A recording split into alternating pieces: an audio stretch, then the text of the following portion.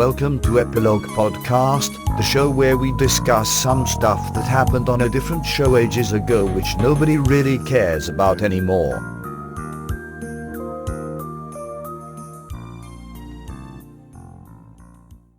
Hello, I'm Portponky. And I'm LeBloc. Today we're discussing Deep Space Nine, Season 7, Episode 1, Image in the Sand. The war has stagnated for 3 months. Tensions are high on Deep Space Nine whilst Sisko discovers himself or his mission on Earth. Our last season opener for Deep Space Nine. And the least exciting one. This is a really low-key episode. Which I liked. It's a change. You expect big, huge things in the season opener, but why? It doesn't have to be that way. And they set up stuff that could lead to larger things. It felt like the calm before the storm. It certainly did. Pretty much every other season opener has had a space battle or a battle on the station or something. So here we just have everyone a bit sort of stressed and upset about the war. And Sisko gets a little stabbed. Yeah. These Bajorans, is there no end to their stupidity? There is not. It goes on forever. One thing that deeply annoyed me about this episode is we're 7 seasons in now. Bajorans are still idiots. Oh, you can't turn around a culture in 7 years. Well, okay. That's not my concern. So they've got a sort of Paraith worshipping sort of cult thing going on? Yes. Yep, I don't know what to think of that other than these guys are idiots. I'm now realizing that didn't strike me as odd at all when I watched this episode, and that's because Bajorans are idiots. I just immediately thought, oh yeah, of course, that's what they're doing. I was thinking about it a bit afterwards, and I actually decided that's not so silly. So they basically had the Prophets and the Paraiths having a bit of a fight on Deep Space Nine. So that's kind of like if Jesus and Satan turned up and had a fight. Your instant kind of assumption is that it would strengthen everyone's resolve, everyone's faith in Jesus or whatever deity. But thinking about it, there's always people that will hedge their bets. They'll say, oh, Satan seems to be winning this one. Well, I'm on his team. Satan bandwagoners? Pretty much. Well, isn't all of religion just bandwagoning? Yeah, you're hoping you're on the winning team. Well, yeah. If you didn't think you're on the winning team, you'd change religion. Which is what these people have done. So they are the true enlightened ones. I wouldn't go that far. I'd say they just treat their religion very realistically. The Bajorans were also very stupid because they let the Romulans build a military base on their moon. Whoops. Just didn't give them any stipulation about what was allowed or not allowed. Negotiating contracts is hard. Apparently. Wait, I said that like I'm joking, but that's true. They could sneak. They're Romulans. They could sneak things in there and in confusing language. Oh, come on. Putting a massive weapons array isn't sneaking something in there.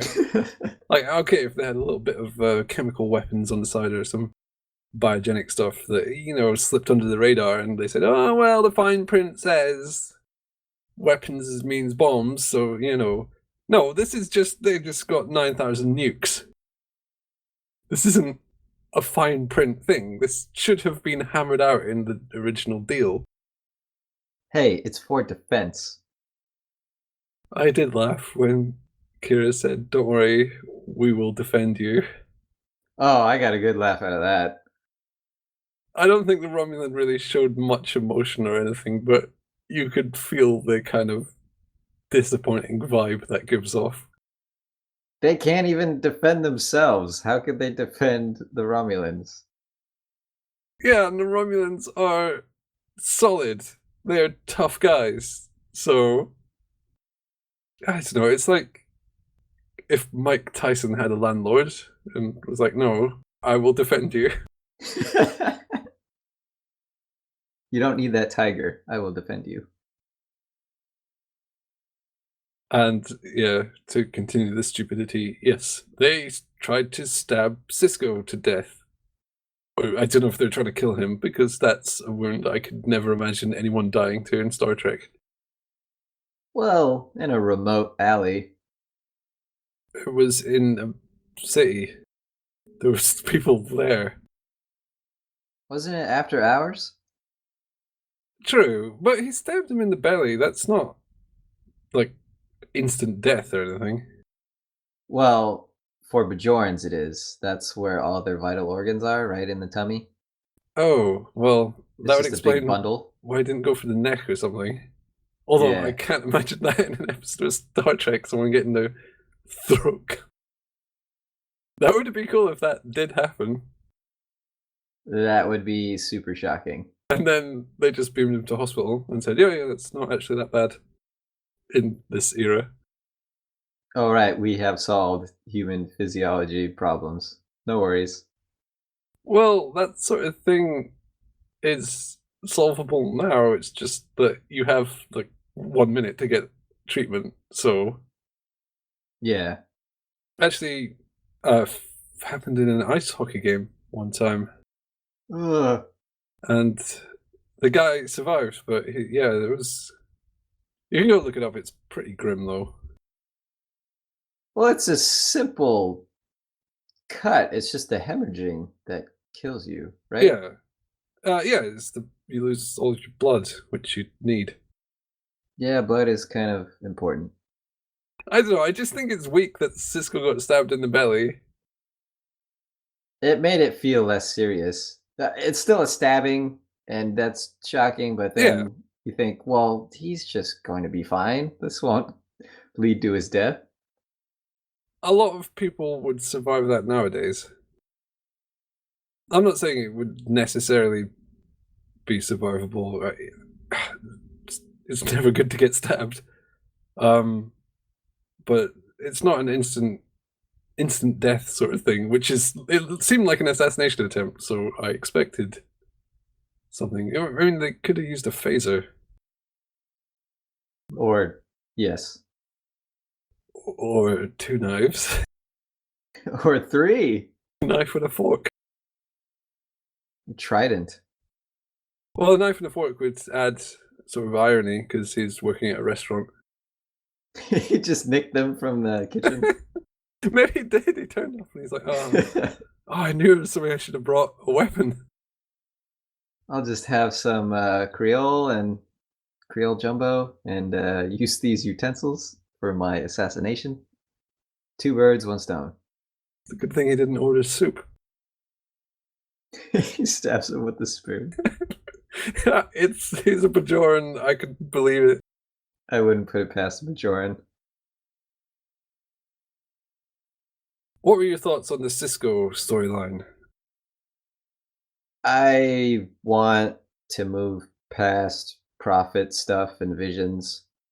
I'm okay with that stuff when used sparingly, but I want more Cisco raging and yelling at people and directing people and manipulating people. I don't want him sitting around playing a piano and seeing a woman.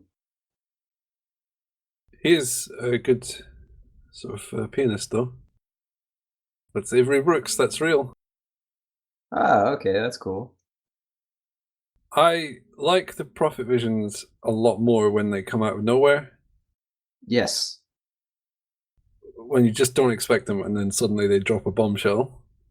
That's good. When you're sitting around for weeks and weeks waiting for one to arrive, then it feels a bit like grinding levels in a video game.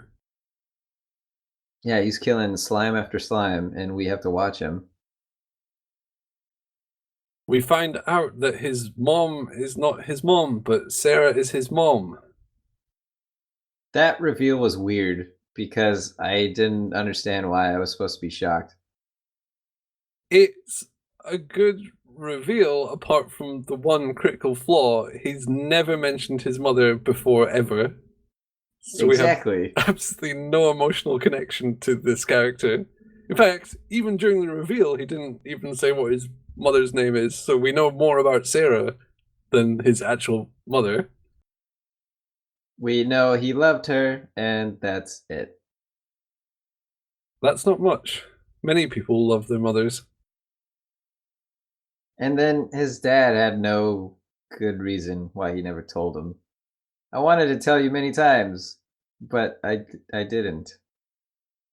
It was a little frustrating that Cisco's a key piece in a massive war going on, and suddenly he says, okay, these godlike aliens have given me a vision, this person is important, and his dad just had a tantrum. Yeah. Well, I understand it's emotional for him. It's just frustrating.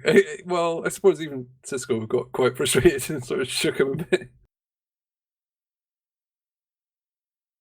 The other sort of plot line through this episode, I guess it's the B plot, is Worf and his heightened emotional state. Sing the song. That was pretty good. You could see what was coming. There have probably been other examples of this, but this episode made me realize that Holosuite programs have save states because he tears up the place, Vic's place, and then presumably he left and he's not still in there. And then Bashir and Quark come in and see the damage done. I think Vic's place is special. Certainly, Vic is a sort of self-aware hologram. So I imagine his bar has... it's probably a bit like Animal Crossing. You get told off if you reset it. Yeah, I bet he did reset it, though. There's no point in tidying up all that stuff. Before that, I always thought of Holosuite programs as resetting every time and not persisting. So that was a little interesting thing. Well, surely they can as well. Surely it's just like any game or application. Sure, but we never see examples of it. Again, maybe we have, but it's not something they do all the time. True, and often they just say load program. They don't say also load my save game. I am file slot number 3, thank you. Yeah, you don't want to save in file 1, people will delete it. Dax is not in Tovacor. Did that hold meaning to you? Nope. I don't understand why she's not. They said if you die in battle. She died during an act of war. She wasn't fighting anyone, though. But she's still part of the battle. She's enlisted. I don't know. It seems She's a war casualty, for sure. Yeah, it seems finicky. And she was slain by a kind of god sort of thing. Anyone would have died had they been in the path of that thing. It does seem overly specific. I really liked when Quark challenged the idea that she even wanted to be there. That was funny. I was annoyed when O'Brien decided to join this mission. This whole mission annoyed me. Martok turns up, and I'm feeling good because it's Martok. And then he says, come on a mission with me. Worf says, well, how dangerous is it? As if that's quantifiable. And Martok responds with, oh, really dangerous. As what? Okay. 8.3 micro dangers. He just said dangerous. What's he going to say? Well, I said dangerous. It's actually just convoy duty. Again. But it's a really dangerous convoy duty mission. I thought it was a clunky line because it was the perfect point for him to say, how does one ship versus 1,000 sound? Or something like that, you know. Actually tell the odds at that point. Don't just say, yeah, really dangerous. So dangerous you won't even believe how dangerous it is. And yes, Bashir goes along, okay, he's super brain, so that kind of... He would add a lot of benefit to any mission. Right. And O'Brien, what? He's got a family. Why is he Yeah. risking his life? 2 kids and a wife. Sure, I'll throw my life away. It is O'Brien, though. He can't die in battle. The suffering cannot end. That's the easy way out. He must live. Something we have not touched on. Our good friend Dax has predictably been resurrected. Yes, the easiest character ever to make a return makes a return. I don't think that they were going for a big twist. Oh my goodness, Dax is back. Well, it kind of was played a little bit like that, but it's more interesting to find out who the new Dax is, which we didn't hear, so there's that. We get a sneak peek and that's it. I have a minor gripe with this episode, and that's in the opening credits, you see the new Dax's name. So I knew she was in this episode, and I was waiting for her the whole time. Well, I didn't know if it was male or female. I couldn't tell by the first name. Wait, the full name? Esri. I don't know how to say it. They didn't say it. Yeah, Esri.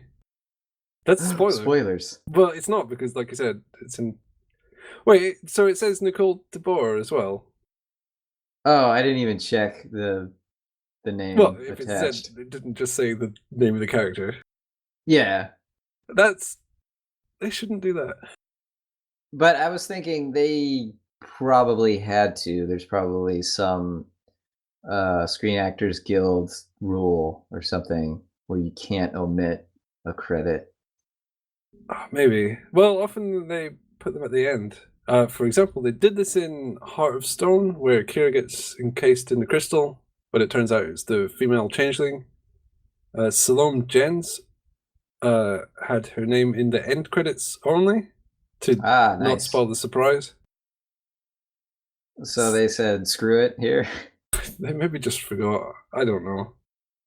It's not a surprise that Dax returns, although showing that Dax is played by Nicole DeBoer is kind of giving something away that they could have held on to.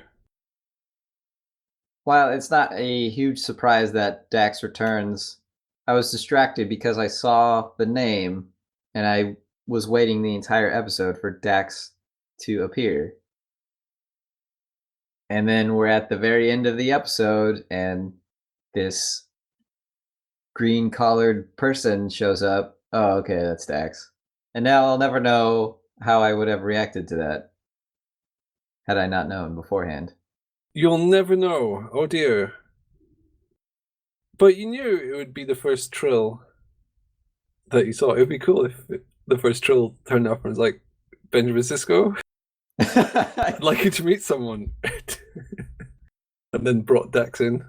Or it's just a Trill tourist and they heard that's a good restaurant or something. We've met, have we? Yes. About 2 years ago, we met. Oh, okay. Okay, bye. I don't know if they should spend too much time trying to play practical jokes on the viewers. No, that would get old quickly. Sisko's been meeting Trills all day.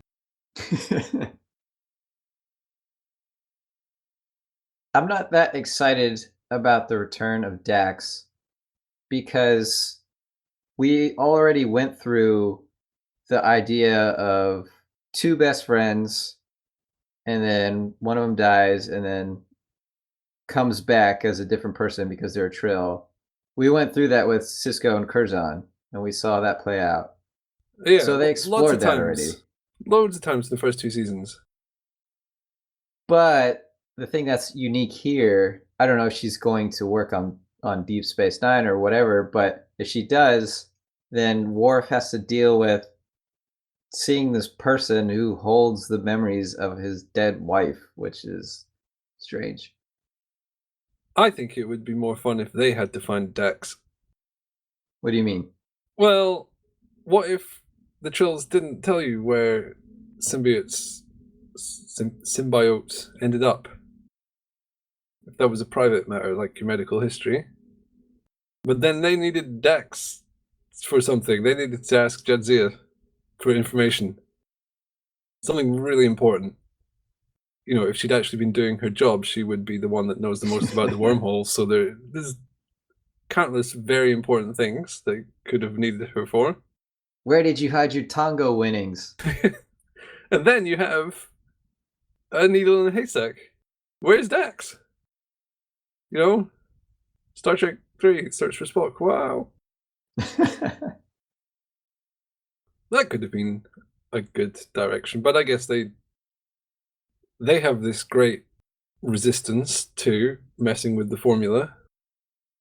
Oh man, I hope they do something with this version of Dax. Please rectify mistakes, make her more of a character. If they couldn't find something for Dax to do before, they might struggle this time. I don't know. And they had 6 seasons versus 1. Yeah. So it's not really a favorable matchup. The deck is a bit stacked against them, but maybe they will surprise us. This is a chance for them to have a clean slate with the character. It would be kind of funny if they completely wasted it and did nothing with her. Well, who knows? Maybe at the start of the next episode, she'll say, "Guys, did you know that Jadzia just skipped work all the time?"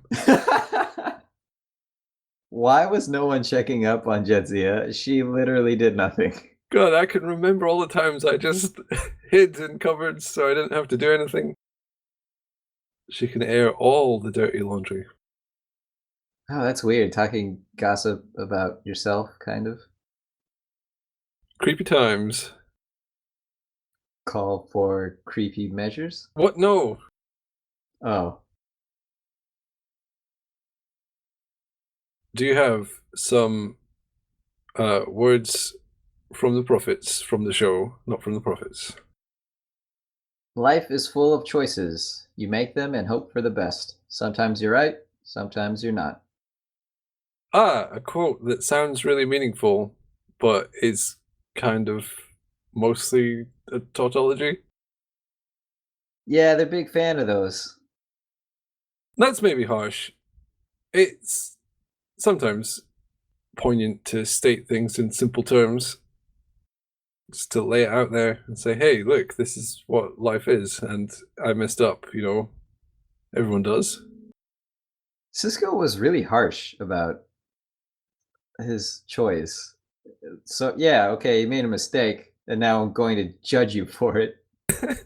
His wife died. I mean, his dad's wife died. Cisco's wife also died. Yeah, I was they're both confused for Cisco. a second there. So the moral here is do not marry a Cisco. You will die. Has Jake had any girlfriends that have died?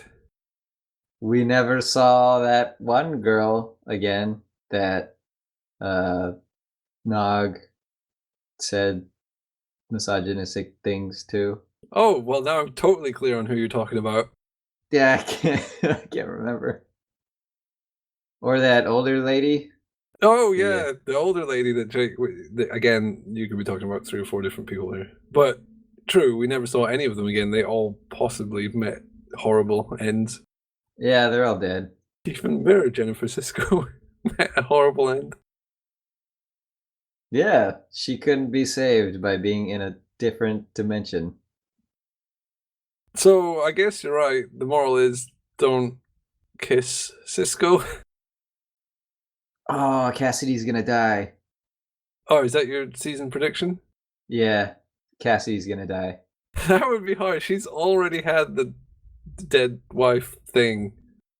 Double dead wife. Oh, that would be so wrong. She already went to prison. Isn't that enough? Nope, she has to die. She kissed a Cisco. Okay, well, it's the last season, so I imagine death is on the table. I hope so. I don't want everyone to live through this season. The war where no one important dies. Well, come on, we've already had Jadzia kicking the bucket, so... Again, the war where no Okay. one important dies. Okay.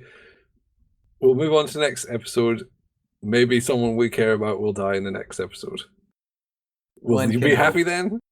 Yes. Okay. Shame on you, and let's go. Yay!